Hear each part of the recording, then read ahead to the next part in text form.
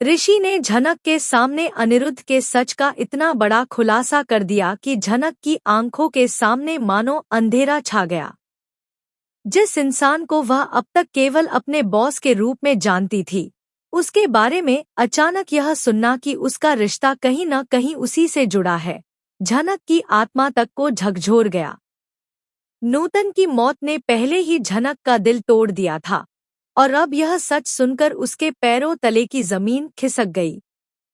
उसे समझ नहीं आ रहा था कि आखिर यह सब उसके साथ क्यों हो रहा है। अनिरुद्ध भी अंदर से टूट रहा था। नूतन की आखिरी बातें उसके दिल में कांटे की तरह चुभ रही थी। वह सोच रहा था कि अगर सच में झनक उसकी बेटी है तो उसने इतने सालों तक अपनी ही बेटी को क्यों नहीं पहचाना। एक तरफ उसका दिल चाहता था कि वह झनक को गले से लगाकर उससे माफी मांग ले, लेकिन दूसरी तरफ अर्शी और आदित्य का ख्याल उसे पीछे खींच रहा था।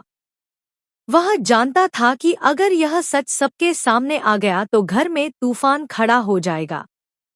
अर्शी, जो पहले ही झनक को पसंद नहीं करती, पूरी तरह से उसके खिलाफ हो जाएगी, और आदित्य तो शायद झनक को घर से बाहर निकालने तक की कोशिश कर सकता है।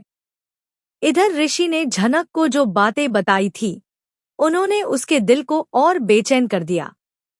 ऋषि ने कहा था कि नूतन और उसके बाबा की सच्चाई उसे पता है और वह लोग इसी शहर कोलकाता में रहते हैं। यह सुनकर झनक का दिल जोर जोर से धड़कने लगा।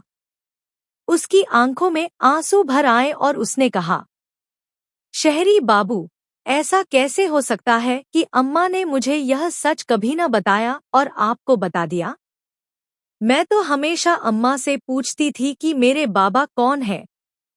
वह हमसे इतनी नफरत क्यों करते हैं कि हमें छोड़कर चले गए? आखिर उनको हमसे क्या तकलीफ थी कि उन्होंने मेरी अम्मा को अकेला छोड़ दिया, मेरे बचपन को बर्बाद कर दिया और मुझे पिता के प्यार से हमेशा वंचित रखा। ऋषि ने झनक को शांत करने की कोशिश की, लेकिन उसके अपने शब्द भी उसे हिला रहे थे। वह खुद सोच रहा था कि कब तक वह झनक से सच छुपा पाएगा। उसने झनक से कहा, झनक, मैं जानता हूँ कि तुम टूट रही हो, लेकिन अभी सही समय नहीं है। जब वक्त आएगा मैं तुम्हें तुम्हारे बाबा के बारे में सब कुछ बता दूंगा। अभी मैं सिर्फ इतना कह सकता हूँ कि तुम्हारे बाबा यहीं इसी शहर में हैं, और वह तुम्हारे इतने करीब हैं कि तुम सोच भी नहीं सकती। लेकिन झनक अब जिद पर अड़ गया।